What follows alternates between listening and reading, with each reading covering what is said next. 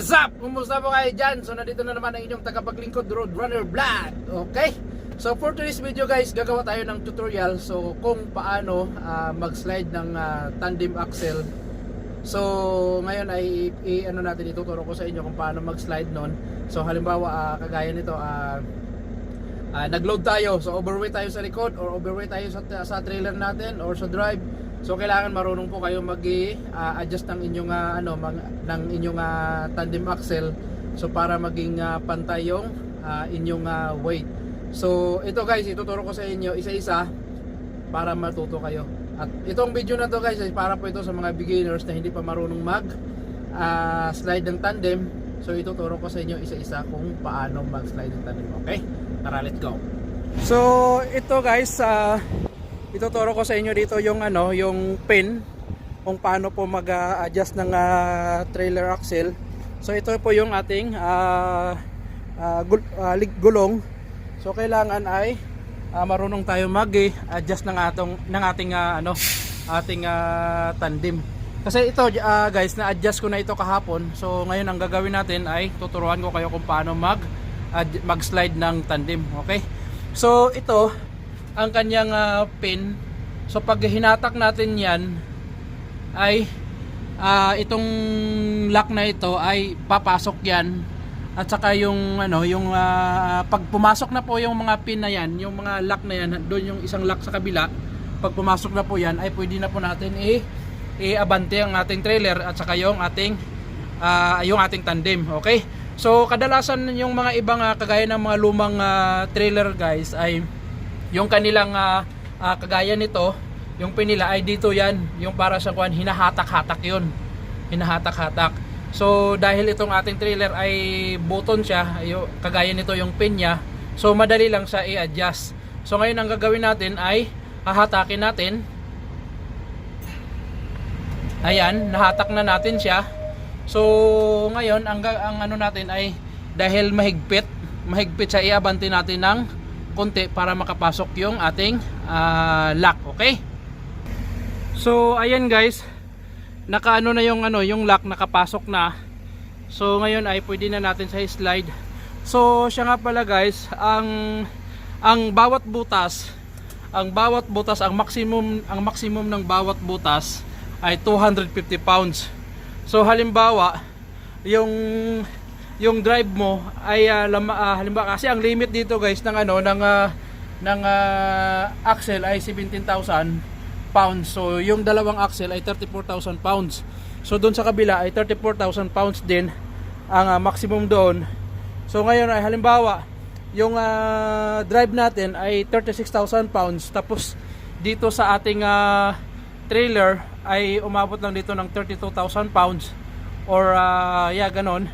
So yung 2,000 pounds ay ililipat natin dito sa trailer. So gagawa tayo ng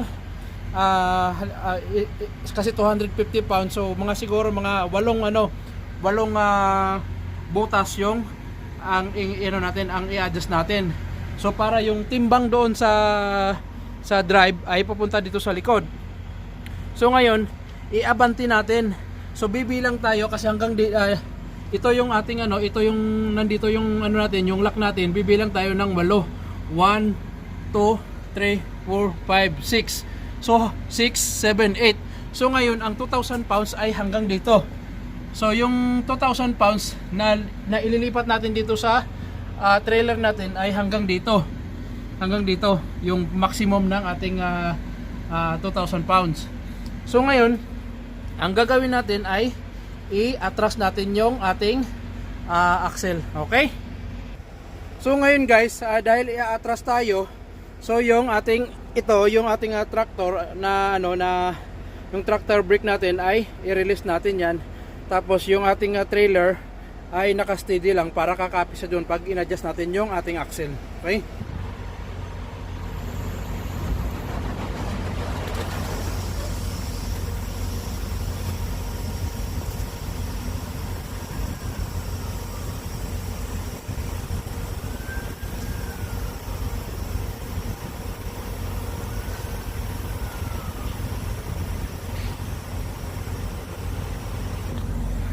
So ayun guys, nalipat na, nakarating na dito yung, ito po yung pangwalo natin kanina na sinabi ko. So ngayon ay nakalagay na dyan, isisit na natin dyan. So ngayon pag halimbawa gusto naman natin atras yung ating tandem, so i-atrasan naman natin yung axle natin. So yung tractor naman natin ay papunta naman pa harap na naman.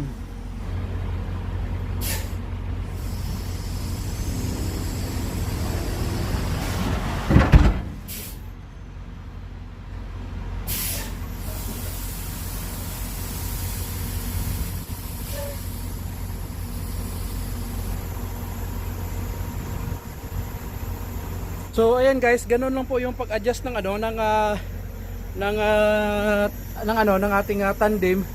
So ngayon ang gagawin na natin kasi nakita nyo na kung paano natin i-atras, i-abante yung tandem.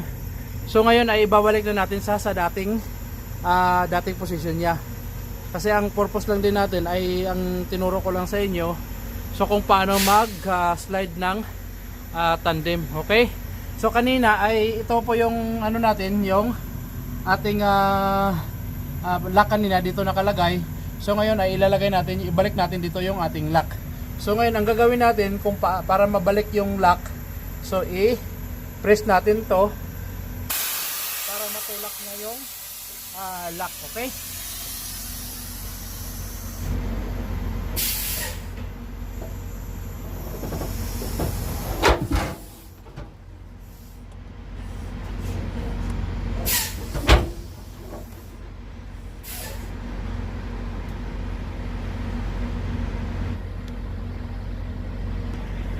So ayan guys, nabalik na natin. So nalak na natin doon. Nalagay na natin hanggang doon sa kabila. Meron na. So ganun lang guys, ganun lang kadali yung pag-adjust ng tandem, okay? So guys, hanggang dito na lang tayo. So please, kung nagustuhan niyo yung video, bigyan niyo ako ng thumbs up at please don't forget to subscribe and don't forget to click the notification bell para manonotify kayo lagi sa lahat ng mga bagong video na ina-upload natin guys, okay? So mag-ingat po kayo lagi dyan and God bless all of you guys.